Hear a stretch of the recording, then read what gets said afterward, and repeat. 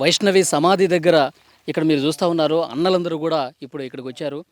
2 రోజులవుతుంది వైష్ణవి భోజనం చేసి. వైష్ణవికి ఇష్టమైనటువంటి బిర్యానీ తీసుకొచ్చాము. వైష్ణవి రోటీ తీసుకొచ్చాము, బిర్యానీ తీసుకొచ్చాము. ఆమెకి మంది అంటే కూడా ఇష్టం. అది కూడా తీసుకొస్తున్నాం. అమ్మా లే అమ్మా, ఒక్కసారి లే, ఒక్కసారి లేసి తినమ్మా, నీకు ఇష్టమైనటువంటి ఫుడ్ తీసుకొచ్చామని చెప్పి 2 రోజుల నుంచి నా చెల్లి వైష్ణవి అసలు భోజనం చేయట్లేదు, నా చెల్లి అసలు తినకుండా ఎలా ఉంటుందని చెప్పి చాలా బాధతో ఇక్కడ అన్నలందరూ కూడా వచ్చి వైష్ణవికి భోజనం పెడుతున్నటువంటి పరిస్థితి ఇక్కడ మనం క్లియర్గా చూడొచ్చు.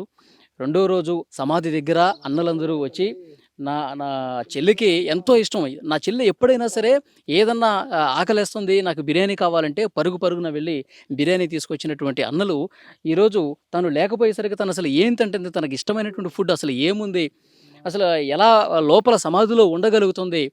లే అమ్మా, ఒక్కసారి లే, ఈ అన్న వచ్చాడు, ఈ అన్న నీకు ఇష్టమైనటువంటి బిర్యానీ తీసుకొచ్చాడు, తిందుగాని లేమ్మా అని చెప్పి లేపుతున్నాడు చూడండి ఒక్కసారి. ముద్ద ముద్ద ముద్ద కలిపి వైష్ణవికి తినిపిస్తా ఉన్నాడు చూడండి. నిజంగా అన్నలు ఎంత ప్రేమ పెంచుకున్నారో ఆ చిట్టి చెల్లెల పట్ల.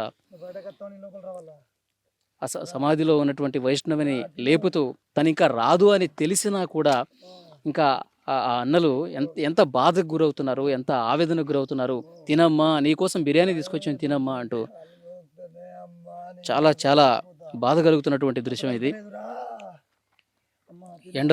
ఎండలోనే ఉంటూ వాళ్ళు చాలా బాధ వ్యక్తం చేస్తూ అన్నలందరూ కూడా మొత్తం వైష్ణవికి 15 మంది వరకు అన్నలే ఉన్నారండి. ఒకే ఒక్క ఆడపిల్ల, చిట్టి చెల్లెలు, బంగారు చెల్లెలుగా అన్నలందరూ కూడా ప్రేమించారు ఆ చెల్లెల్ని.